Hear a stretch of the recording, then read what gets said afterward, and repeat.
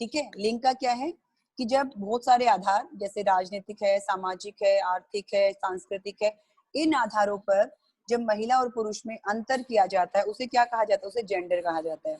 अभी हमने समाजीकरण देखा कि समाजीकरण क्या है कि बहुत सारे व्यक्ति, परिवार भी समाज में आता है, रिश्तेदार भी समाज में आते हैं, आपका कॉलेज भी समाज में आता है, आपके जो फ्रेंड सर्कल है वो भी समाज में आता है, पूरा देश समाज में आता है, पूरा विश्व समाज में आता है। समाजीकरण की हमने परिभाषा भी की। तो इन दोनों को मिक्स करके हम देखेंगे कि समाजीकरण जो है, सोशलाइजेशन जो प्रोसेस है, वो जेंडर को कैसे इफेक्ट करती है, यानी कैसे उसको प्रभावित करते हैं। तो हम कह सकते हैं कि जैसे जो एक बच्चा होता है, जो बालक होते हैं, जो छोटे बच्चे होते हैं, जब वो जन्म लेते हैं और धीरे धीरे जब उनका विकास होता है, तो जो जेंडर रिगार्डिंग कुछ स्टेरियोटाइप्स यानी जेंडर रिगार्डिंग कुछ रूढ़ियां होती हैं, ठीक है। जो रूढ़ियां होती हैं यानी आपकी परंपराएं हो सकती हैं, ट्रेडिशंस हो सकती हैं, उन्हें हम स्टेरियोटाइप्स कहते हैं, रूढ़ियां कहते हैं। और जब इन रूढ़ियों के अनुसार, जो ये रूढ़ियां होती है, इनके अनुसार जो जेंडर रोल फिक्स किए जाते हैं, जैसे हमें क्या क्या कहा जाता है, कई बार आपने देखा होगा, इसका मैं उदाहरण दूं कि अगर कोई बच्चा घर में खेल रहा है और अगर वो लड़का है और वो रो देता है, तो उसको क्या कहा जाता है? तू क्यों रो रहा है? तू तो एक लड़का है। लड़कियां रोती, लड़कियां तो कमजोर होती। यानी कि ये उसको कहाँ सिखाई जा रही है? ये बात उसको परिवार में सिखाई जा रही है। और कल को इन फ्यूचर जब भी, तो उसके दिमाग में वो चीज सेट हो जाएगी। ठीक है। और अब आ जाता है जेंडर रोल के साथ। रूडियो का हमने एग्जाम्पल लिया जेंडर रोल में, कि जब इन फ्यूचर वो कभी भी ऐसा इंसिडेंट देखता है वो बच्चा, और वो सेम उसी बात को रिपीट करता है पेरेंट्स द्वारा कही बात को, कि मैं नहीं रोऊंगा, मैं तो एक लड़का हूँ, आई एम अ बॉय, और जो रोती हैं वो तो लड़कियां रोती हैं क्योंकि वो वीक होती, कमजोर होती हैं। ठीक है। तो उन्होंने क्या कर दिया, उस परंपरा से कुछ सीखा और वैसा ही रोल उन्होंने वहां पे निभा दिया। ये दोनों चीजें मिक्स हो गई। उसके अनुसार उसने व्यवहार क्या कर दिया कि भी उसने वो बात बोल दी है। अब आती है नेक्स्ट स्टेप। जब उसने ऐसा बिहेव किया उस बच्चे ने, जब उसने वहां पहले उसने सीखा पेरेंट्स से, फिर उसने वो जेंडर रोल निभाया और वो बिहेव किया, उसके बाद अगर उसको अप्रिसिएशन मिलता है, यानी उसको पुरस्कृत किया जाता है कि हाँ बिल्कुल सही, हमने आपको सही बताया था, आपको ऐसे ही करना है बच्चे, वेरी गुड, तो वो मोटिवेट होगा और वो धीरे धीरे उसके जो उसका व्यवहार है, जो उसकी विचारधारा है, उसका एक अंग बन जाएगा।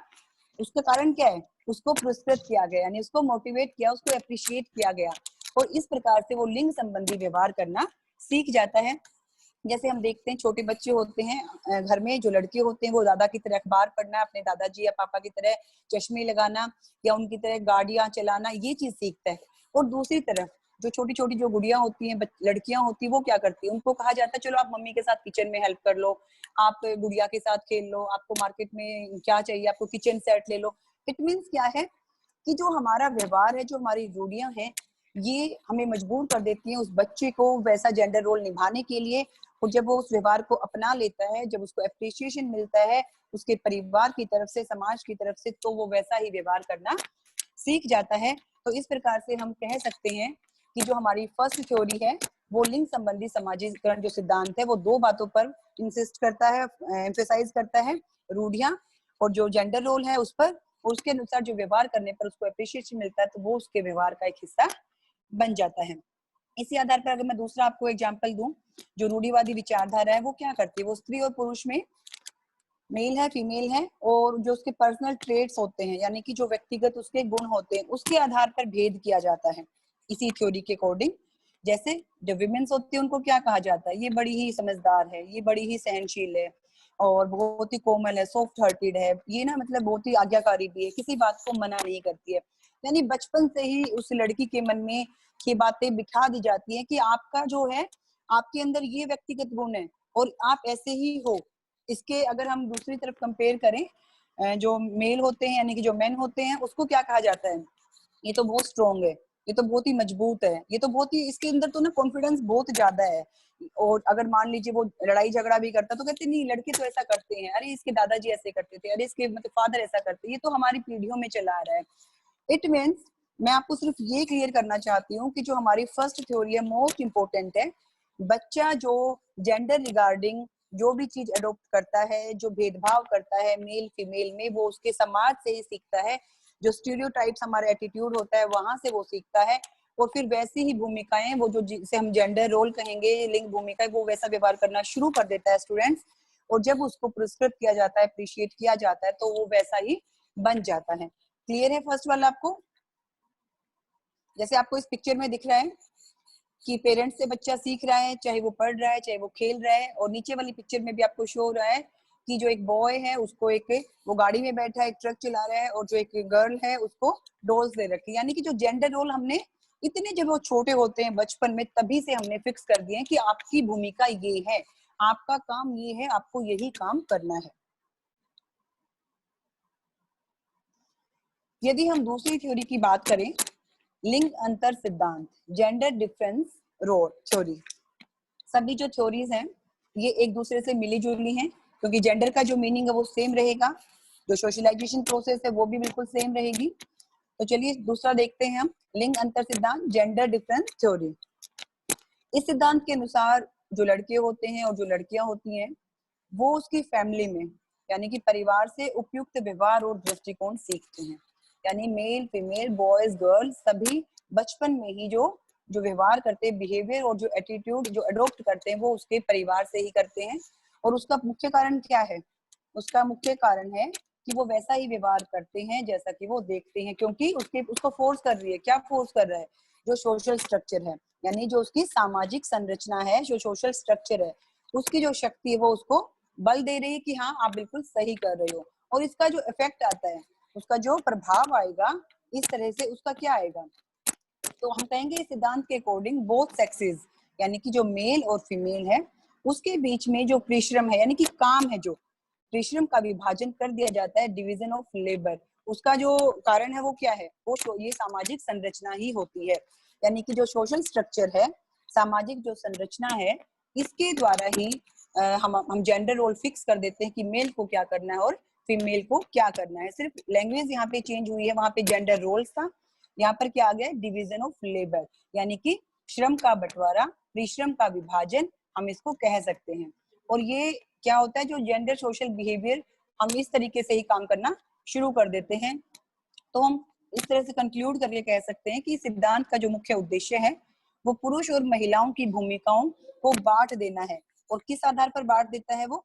जेंडर बेस्ड, यानी कि मेल है तो उसे बाहर के काम करने हैं, फीमेल है तो उसे अपने बच्चों की परवरिश करनी है, अपने घर का जो चूल्हा चौका है उसको संभालना है, और ज्यादा शिक्षा उसे प्राप्त नहीं करनी है, उसे बाहर के काम नहीं देखने हैं। अगर कोई बाहर आता भी है तो उसको कौन अटेंड करेगा? उसको जो मेल मेंबर है वही अटेंड करेगा। आपको इस पिक्चर में क्लियर हो जाएगा डिवीजन ऑफ जेंडर रोल्स, या फिर हम कह सकते हैं डिवीजन ऑफ लेबर। जो लेबर यानी परिश्रम, आपको ऊपर वाली पिक्चर देखिए, नीचे वाली दिखिए, दोनों में आपको लगेगा कि हाँ पुरुष को कम करना है, महिला को ज्यादा करना है। नीचे वाली पिक्चर्स में जो घरेलू जो डोमेस्टिक वर्क्स होते हैं वो किसके हिस्से में है? वो पहले से ही उनको सिखा दिया जाता है कि ये सिर्फ महिलाओं को ही करना है।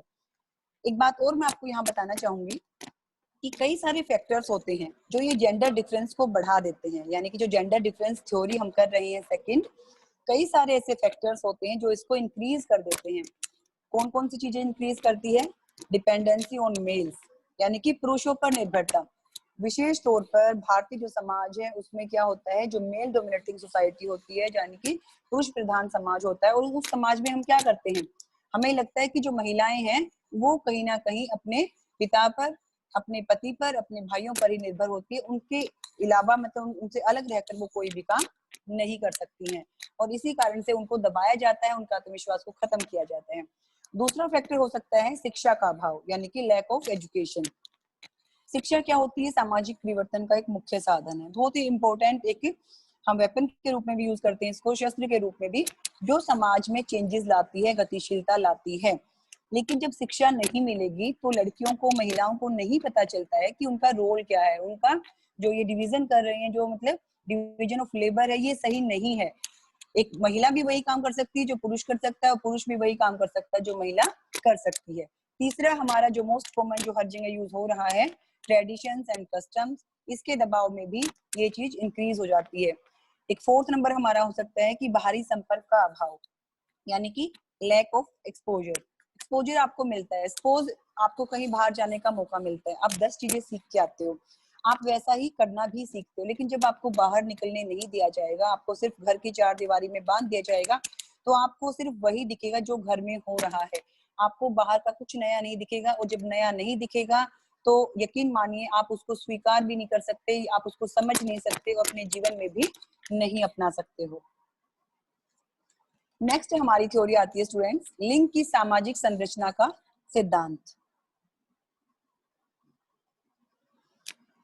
Social structure theory of gender, ये हमारी लास्ट है कि जब बच्चों में सामाजिक, मानसिक और नैतिक विकास होता है, अंडरस्टूड है ये कि होता ही है कि बच्चा जो सोशल, उसका मेंटल, उसका मोरल डेवलपमेंट होता है, उसके साथ ही साथ जो कॉग्निटिव डेवलपमेंट है जिसे हम संज्ञानात्मक विकास कहते हैं, उसकी शुरुआत भी हो जाती है।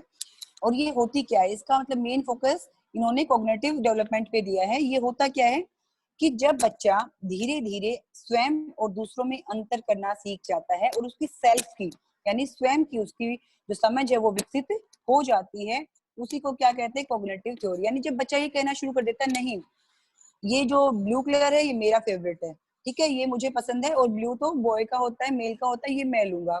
जब लड़की को हम ये समझाते हैं कि नहीं पिंक आपका फेवरेट है और आपको पिंक कलर ही लेना चाहिए, आपको डॉल ही लेनी चाहिए, और वो कहती है नहीं ये तो मेरा है, यानी उसके दिमाग में ये बातें आ जाती हैं सेल्फ के बारे में जो उसे सिखाई जाती हैं। तो वो जो सेल्फ रियलाइजेशन होता है, यानी कि आत्म के बारे में जो चेतना होती है, जानना होता है, वही कॉग्निटिव डेवलपमेंट होता है। और धीरे धीरे समय के साथ ही शुरू हो जाती है। और कहाँ पर होती है, समाज में रहकर ही होती है। जो सामाजिक संरचना है, जो सोशल स्ट्रक्चर है, उसके कई सारे एलिमेंट होते हैं। जब वो सेल्फ के बारे में सीखना शुरू करता है, वो सबसे पहले परिवार हो सकता है, उसके बाद वो स्कूल जाता है, उसकी क्लासरूम हो सकती है, जो बहुत सारी रोल्स होते हैं जैसे कि पेरेंट्स है, मतलब mother father, grand mother, grand father mother, उसका ब्रदर, उसका टीचर, उसके फ्रेंड्स, ये सारी चीजें इसमें आ जाती हैं। इसके साथ ही जो धर्म है, यानी कि जो रिलीजियन है, जो कानून है, परंपराएं हैं, रीति रिवाज है, ये सारी बातें मिक्स होकर उसे सेल्फ के बारे में रियलाइज कराना शुरू कर देती हैं। तो इस प्रकार से हम कह सकते हैं कि इस थ्योरी में भी जो बेस है वो क्या है कि जब बच्चे का विकास होता है, उसमें वो सीख जाता है कि मैं क्या हूँ और मुझे क्या करना है, क्या मेरा रोल है, किस तरीका का मुझे व्यवहार करना है बीइंग अ बॉय और बीइंग अ गर्ल। तो उसे ये वाली जो थ्योरी है यही है। इसके साथ ही जेंडर स्कीम थ्योरी भी इसी के साथ इंटरकनेक्टेड है। जो हमारा लिंग की सामाजिक संरचना का सिद्धांत है, इसी के साथ ये क्या है कि जब कोई भी बच्चा है वो किसी भी धर्म और जाति से क्यों ना संबंधित हो, यानी कि उसकी कास्ट क्या है, उसका रिलीजियन क्या है, उससे कोई फर्क नहीं पड़ता। फर्क कहाँ पड़ता है, उसका सेक्स क्या है, उसका जेंडर क्या है, उसी अनुसार उसका भेदभाव किया जाता है। यानी कि जो सेक्स बेस पे या जेंडर बेस पे जो डिस्क्रिमिनेशन किया जाता है, उसको इस थ्योरी में हम शामिल करते हैं।